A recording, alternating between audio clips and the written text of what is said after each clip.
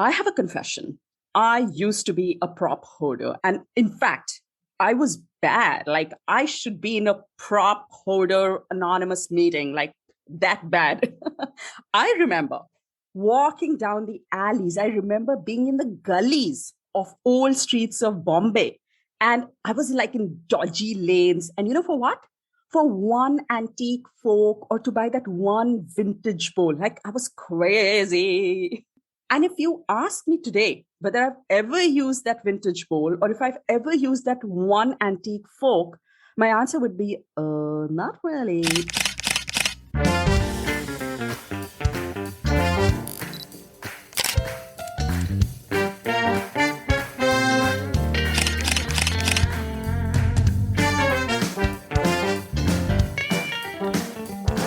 Hello, hello. This is your host, Yutama, and welcome to My Food Lens podcast, where we talk about everything from food photography, styling to business and mindset. After 15 years as an architect, I switched careers and I'm now a professional food stylist and food photographer based in Singapore. I'm also the founder of the business My Food Lens, where we help clients elevate their brand through drool-worthy photos. My motto is, put your best food forward. Well, here on this podcast, I promise to keep it raw and real and hope you find your answers, action, and inspiration as we move through the episodes. Hello and welcome to episode 18. Today we are talking all about candy. I mean, props. Aren't props like candy to us? I mean, it's definitely like Candyland for me. So as food photographers, we just love props. We go to a store and our eyes just light up, imagining every single piece of utensil as a prop. We walk down the street and we see discarded wooden boards.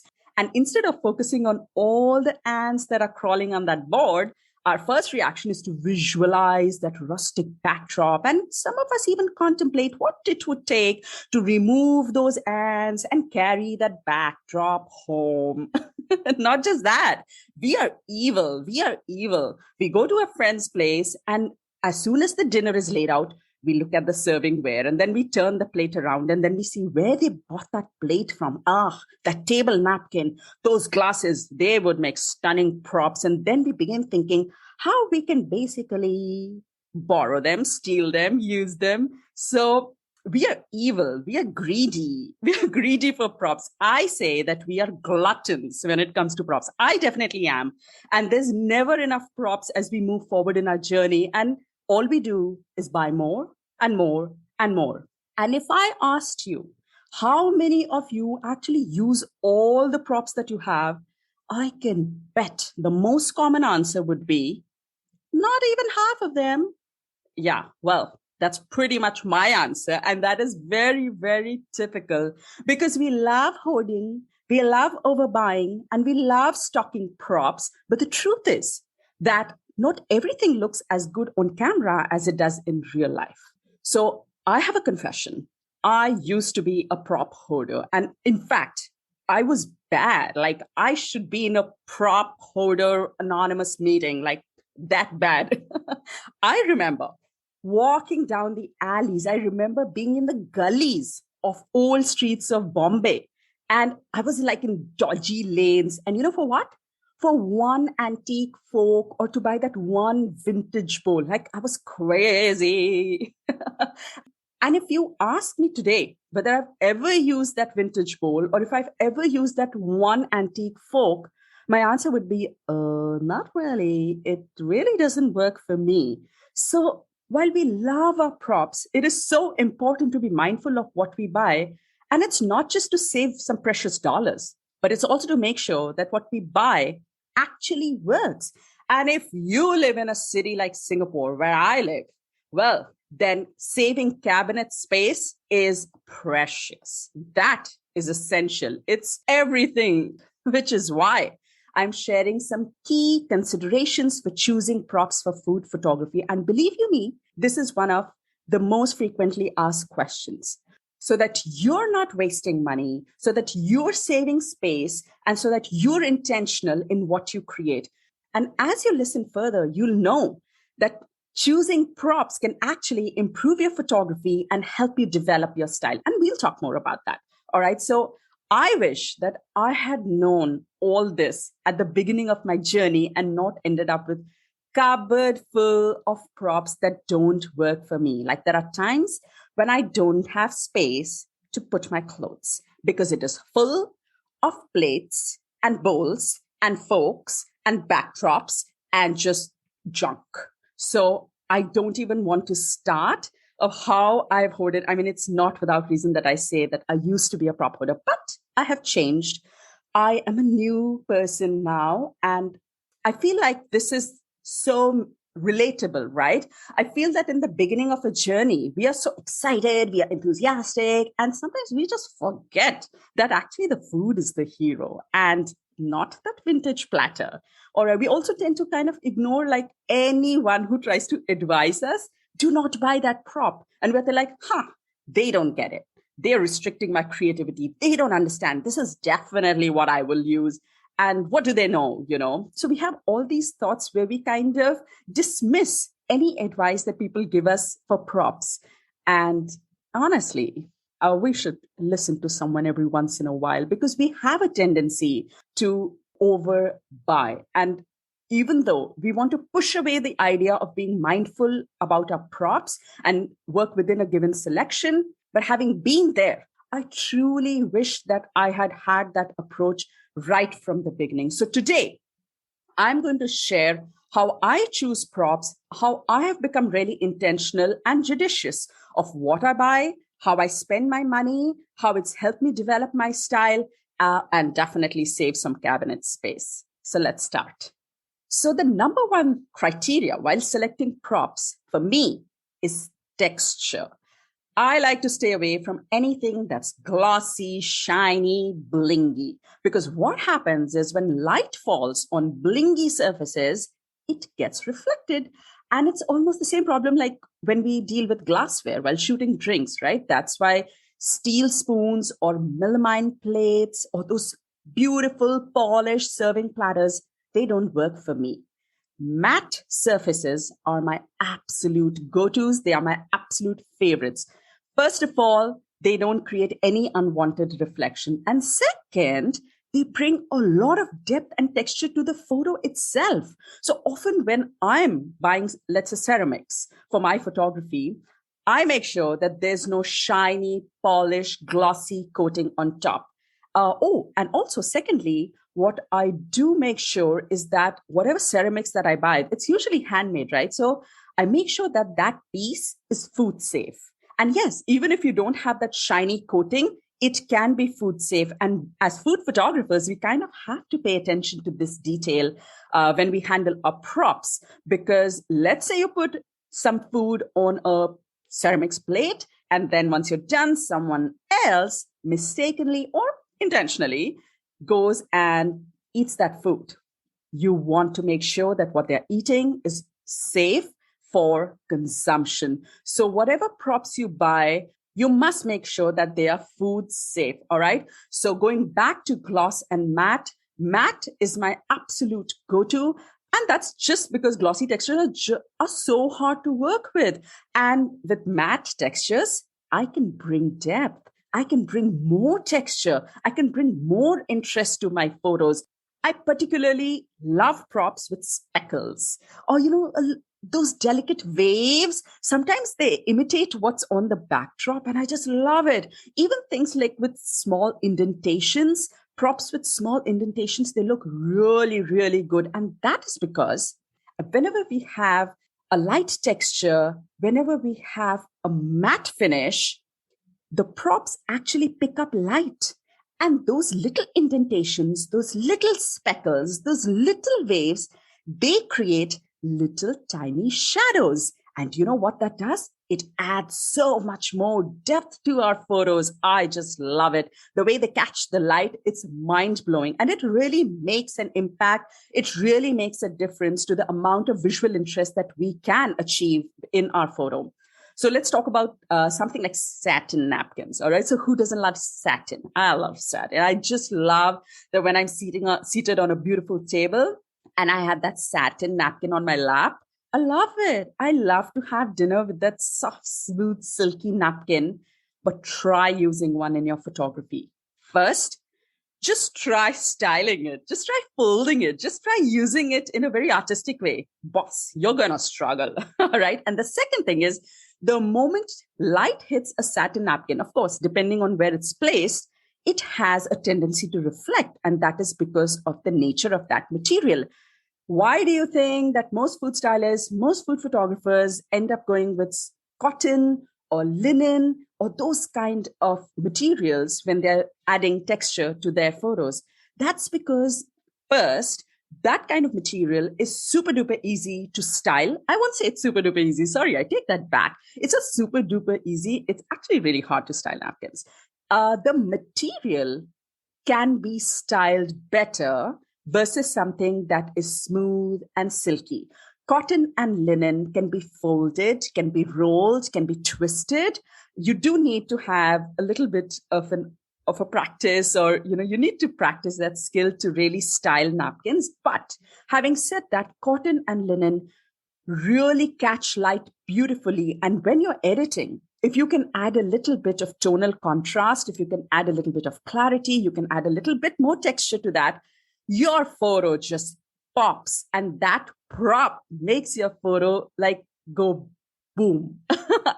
So that's why we might love a shiny, glossy, blingy prop like crazy. Personally, does not work for me. What I like is something that will add more visual interest to my photo, that will add more depth, more shadows to my photo, and texture is the number one key deciding factor for how I buy my props. But there's a second consideration, and that is color. Color is everything in food photography, right? Like for me, honestly, I'm often inspired by color palettes, and my concepts begin with a strong color palette. That's really the foundation of many of my photos and compositions. When we work with food, we actually have to work with a variety of different ingredients, and these ingredients are of different colors and different shapes and different textures, right? So you might have heard that neutral colors for props are best, and that is true. 100% that is true. That is a universal truth. All right. So whites, blacks, beige, grays, browns, fabulous choices. They are so versatile. They make your food pop, irrespective of what mood you're trying to create. And so that is definitely the advantage of choosing neutral colors for your props. But let's be a little rebellious and push the boundaries and break a few rules, but always keeping our foundation strong and keeping the lessons in photography as our guide. All right. So keeping lessons in photography as our guide. Let's push the boundaries, which is why I would love to encourage you to think of other colors for props. Let's say a pink plate. What do you think of that? I think a pink plate would work beautifully with a salad full of greens. It might actually even work really well with curries and brownies, which are primarily yellow or brown. So you see how we are pairing in a very complementary color zone. So always have your color wheel open when you want to think about pairing food with props and what would complement. So pinks go really well with yellows and oranges because that's how the colors are placed in the color wheel. So I think pink would also look fantastic with sandwiches. What do you think? Because sandwich has green, sandwich has warm beige, sandwich has brown, and I think it could really pop on a pink. So think about colors of props, always keeping your food in mind. How about a blue plate? What do you think of a blue plate? I love blue. Honestly, I just love blue. One of my favorite images of mine, if I can say so, is shot on a blue plate. It's a couscous salad on a blue plate, and it's one of my favorite plates. I want to use it in every single photo because of how well blue pairs, honestly, with food, particularly, again, Indian food, So anything that ranges from beige to orange to yellow to brown to red, like dal or noodles or rice. I feel that food really pops on blue, unless, of course, it's green. then we kind of have to really pay attention. Again, go open the color wheel and see where green falls, see where blue falls, see where orange falls, see where yellow falls, and then analyze why orange and yellow strike more on a blue plate versus green. You'll know why. All right. So I use the color wheel as my guide. So apart from neutrals, think of colors that will work well with the food that you photograph. And then be a little rebellious, go a little further, push those boundaries. Now, having said that, let's talk about the pattern on bowls and plates. I think a little bit of pattern is great, but too much is just, it doesn't work. It really distracts from the food because as food photographers, we are shooting the food and the prop is only complementing the story. We have to remind ourselves of that constantly. Keep that in mind that your food is your hero. So here's the mistake I made. I was shopping. I was prop shopping. I was just shopping. I don't even need to go prop shopping. Whenever I'm shopping, I'm pretty much prop shopping. So I was shopping. I was in the crockery cutlery section. Well, surprise, surprise. And I saw this beautiful plate. Okay. It was matte. It was textured. It really fulfilled my texture criteria, but it also had these beautiful pink and blue flowers. It was so pretty. I couldn't resist it. I just immediately picked it up. It was not glossy. And I was like, ooh, that's a winner. Picked it up, paid for it, brought it home. Do you know that till date, I think I've used that prop maybe once, maybe twice in my photos. Like, gosh, those flowers are so pretty. Or they're so darn distracting, man. Every time I put food on that plate, it just looks busy. It's like the food gets lost, and honestly, even the flowers get lost. So nothing stands out. So even though I bought that plate because it was pretty, I just cannot use it. It just does not look good the moment I put food on it. So you know what I have to do now? I've actually, the once or twice that I've used it, I've pretty much used the plate as an empty prop in my photos just to get that pop of color or to bring florals to my photo. Now that's sad. That's really sad. So I'm sure we have all made those mistakes. And for me, this was a big learning. And I just try to stay towards minimal pattern, minimal mix of colors, and just minimal distraction on a plate. I just always visualize what food I can put on it, how versatile that prop is, and that's how I make my choice of colors as well. So think of what kind of food you majorly photograph. What is the kind of ingredients that you primarily work with, and then visualize them on that particular color that you're going to buy. All right. So you've already thought about texture, but when you're buying something that is not neutral, you must think about the majority of the food that you photograph so that what you're buying serves you in a bigger range so that it's versatile and you're not spending those dollars just to use a prop once or twice. All right. So color can be powerful, but color can also be dangerous, and color can be a very fine line that we need to work with in food photography. All right. So with that, we go to our third criteria, which is the size of props. Ooh, yeah, that's important too. So when I say size, I think it's more for cutlery and crockery, like plates, glasses, spoons, forks.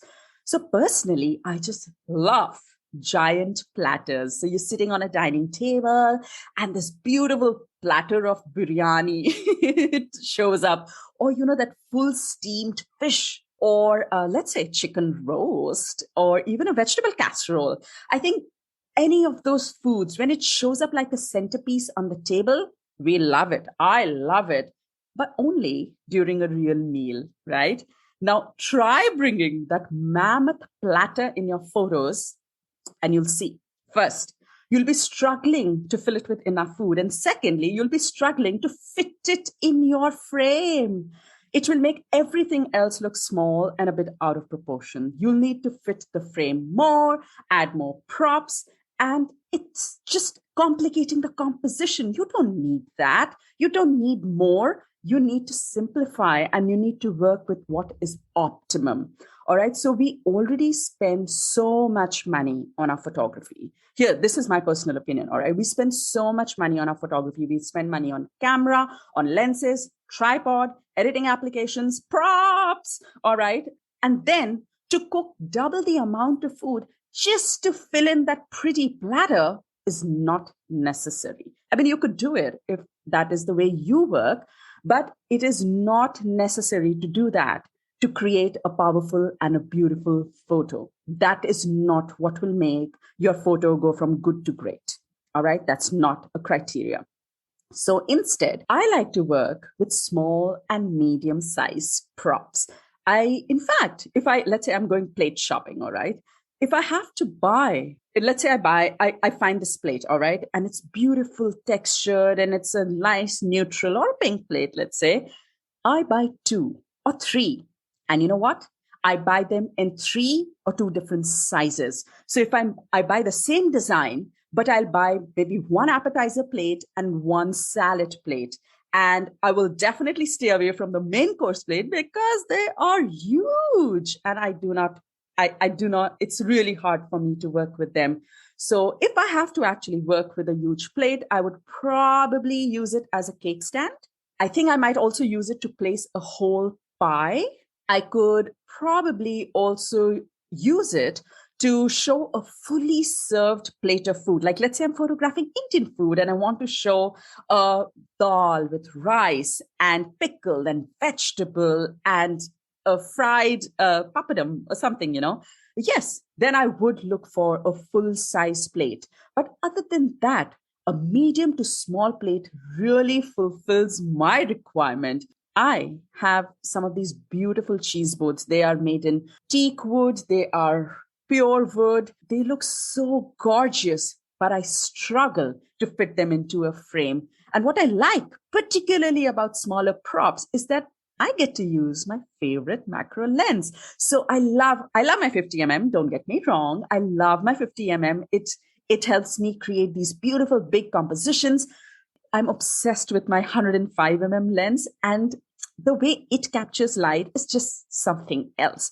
And when I use smaller props, I can use my 105 mm not just for a 45-degree angle, not just for a 3/4 angle, but for a flat lay, because it's not like I need a very tall tripod for it. If my props are small, then my 105 mm really fits everything in the frame. And also, I don't need to cook too much extra and fill in those big plates.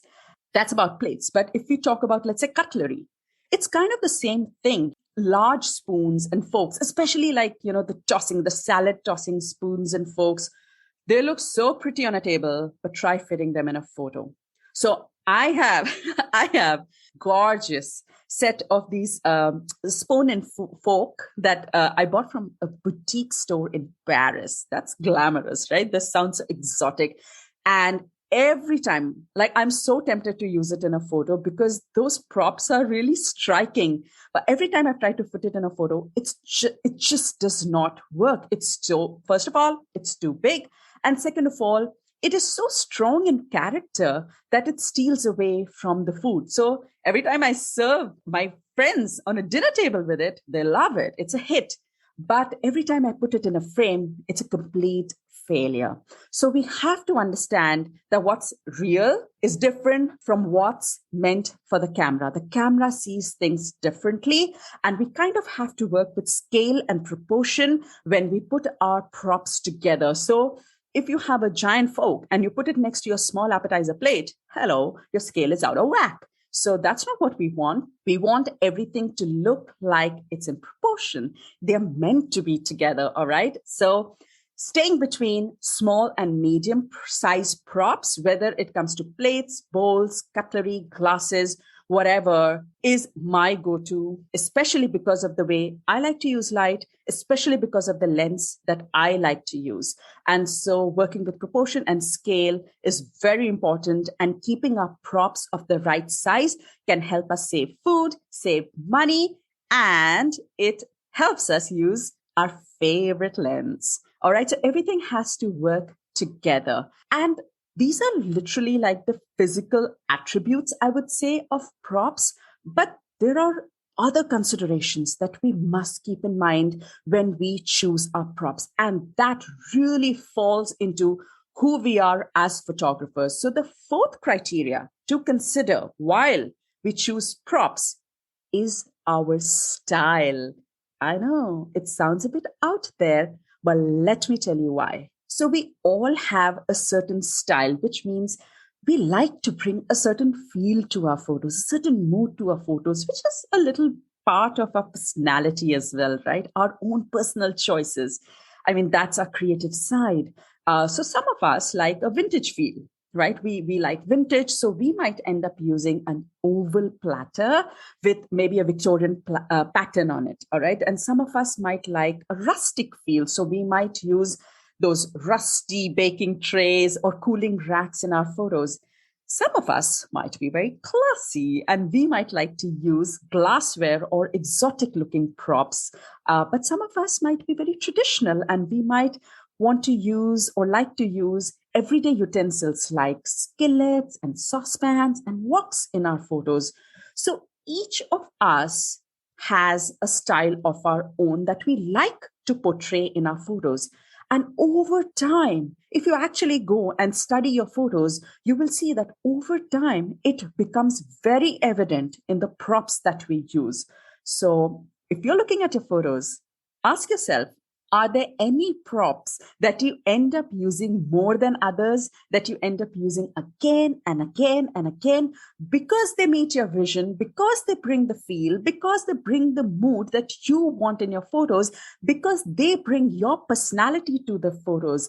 Now, that, my friend, is how props can also define your style, how they help you in identifying your style. You just need to study and observe your own photos. All right, so I feel that rustic ceramics is very my style. If you look at my photos, it's actually full of these very irregular artistic ceramics. And that's because I like modern, but yet I like a very rustic feel to my photos. And I almost always end up using the same props because they work with my vision. I feel like that's who I am. All right, so when we have to buy props, we must try to recall what kind of props do we usually end up using? And if vintage is not our thing, then we should not be spending time walking the gullies of Bombay picking up vintage forks. If exotic is not our thing, then we should not be spending our dollars on a satin napkin set. It's as simple as that. So try to understand what kind of props work with your style. What is that part of your personality that you're trying to bring out in your photos? And that way, it'll keep a check on how much you buy, and it'll also make sure that what you buy, you actually end up using.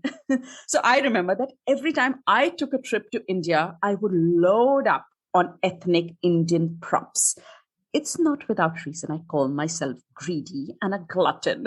All right. So I would load up on ethnic Indian props. That would include maybe things like tableware, linen, even salt and pepper shakers. Nothing was spared from my evil eye. Right? And God knows that 90% of those props have not been used ever, ever. And that is because that is just not my style.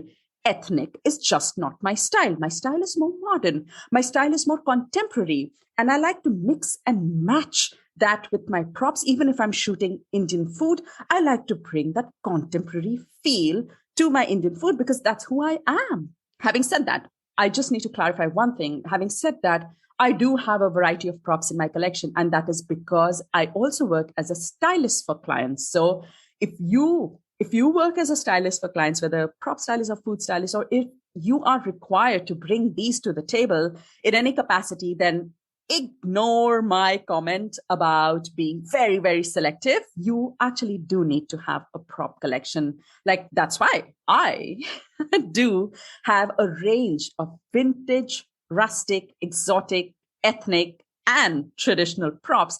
But for my personal projects, I literally have a very specific set of props that I fall back on. And so evaluating what kind of props fit your style, fit your personality, makes it so much easier, one, to choose the right prop, and it makes your style come out much stronger and more evidently in your work. It makes you more prominent as a photographer. So that's how strong this thinking or this observation can be when you're selecting your props. The other consideration, I think, is very important, especially because we are talking about working with clients, is to have variety or to have a comprehensive prop collection. So if you are not just working in the capacity of a photographer, where you don't have to bring backdrops or any kind of styling equipment to the table, then ignore this. But otherwise, point number 5 is having a comprehensive prop collection. So I, again, have to confess that I just love plates. I know I have a thing for plates. So every time I see plates, I just want to buy plates. So I have like a very lopsided prop collection where I have too many plates. All right. And I realize that I have a gap in my prop collection. There have been times when I've had to do client shoots and I don't have enough bowls. I don't have enough cutlery. I don't have certain kind of spoons that I need or certain forks that I need. And which is why my suggestion is to really pay attention to all the kinds of props that complete a prop collection of a prop stylist or a food stylist or a set stylist, and not just focus on your favorites like a plate. It is very important to have plates, bowls, glasses, pans, trays, spoons, forks, napkins, everything in your collection. That does not mean that you have to buy the entire world. But what it means is that you should have everything that you need to create a story, a full story, a full scene, a visual scene that a client might need from you. Let's say for me, today, I have like 8 different chopsticks in my prop collection. And how many chopsticks have you seen in my personal photos? Probably none. But I have Thai style chopsticks. I have Japanese style chopsticks. Sorry, not prop sticks. I have Korean chopsticks. I have Chinese chopsticks. I have Chinese soup bowls. And that is because I cater to that sort of a clientele. I also have Indian brass utensils. And that is because that is my job. That is what I need to bring to the table to my clients. But when it comes to my personal projects, I have a different set of props that I usually work with. So it is important to have a basic set of tableware, of props that we use for our clients, that we can tell them, hey, this is what we can offer. Of course, not going overboard, but also enough to make sure that we can execute our shoot and we have everything that we need to complete a visual story, especially for our clients. All right, having said that, guys, I have to come to a very important and the last point about choosing props. I know that I have been talking all about how greedy we are and how gluttony we are, but I need to make this point. No props, no problem. Honestly, we don't always have the budget for props, especially if food photography is our hobby, right? So even if it's not a hobby, we end up spending thousands of dollars on our gear and on the food that we cook, so just being able to save a little bit does not hurt. And I think it is not difficult to creatively turn our everyday items into mind-blowing props. So use what's in your kitchen, use what's in your cabinet, and create a story with that. You can still be mindful of color. You can still be mindful of texture. You can still be mindful of size and reflections and everything else with what is available to you. So when I first started out, I didn't go around buying these fancy props. You will not even believe what I used for my photography in the beginning. I used these small wooden plates. There were small wooden boards actually that you slide them under flower pots so that they are elevated from the floor and the floor doesn't get stained. Yep, that was the kind of wooden boards that I used in my photography. They costed me a whopping $1. And that's what I used. I also used cooling racks. I used baking trays. I used the edge of my carpet in my living room as a backdrop. And you know what else I used? $1 wallpaper. Ha ha. So we all start there, and it's perfectly okay because that is secondary. Technique is number one. I actually had to build my prop collection because of the client work that I did. So if you're not positioned in that capacity, you really don't need to go out of the way to build something. But you know what? I still remember, I have to tell you this. What actually triggered me to think about props differently, like stop using those wooden boats from underneath flower pots. So I was in a client shoot and we had this fancy food, and I had my lights done perfectly, but I could still see that the client was not happy and they kept making changes and changes and changes. And something struck me but something's bothering them. So I was direct and I asked them, hey, what's the problem? What is it that you're really not liking here? And they hesitated a little bit. And then they said, I was actually using a bamboo plate. It was like a little bamboo plate for the shoot. And I thought it looked very like natural. And, I thought that's what it brought to the frame. But my client literally pointed to that bamboo plate and said, that looks cheap. I don't like it. And they hesitated to tell me that because I was a prop stylist. I had brought that and they were just trying to be polite, but they kept changing and changing and changing. And I realized that what they were changing was not the problem. The problem was that prop. It was that bamboo plate. So that's when I realized that, okay, at least for my client shoots, I have to invest in good quality props. And that is because of the service that I offer. Now, if you do not offer that, this would look a whole lot different for you. I think limited props is the best thing that can happen to you. It is the best way for you to really look at your photography technique, that you can still create beautiful, minimalistic macro photos when you have limited props. And that is because you can actually focus on the richness of ingredients and you can create this very striking composition with just food. Okay, sorry, that was my dog, Hachi, and she loves to bark when I'm recording. Okay, back.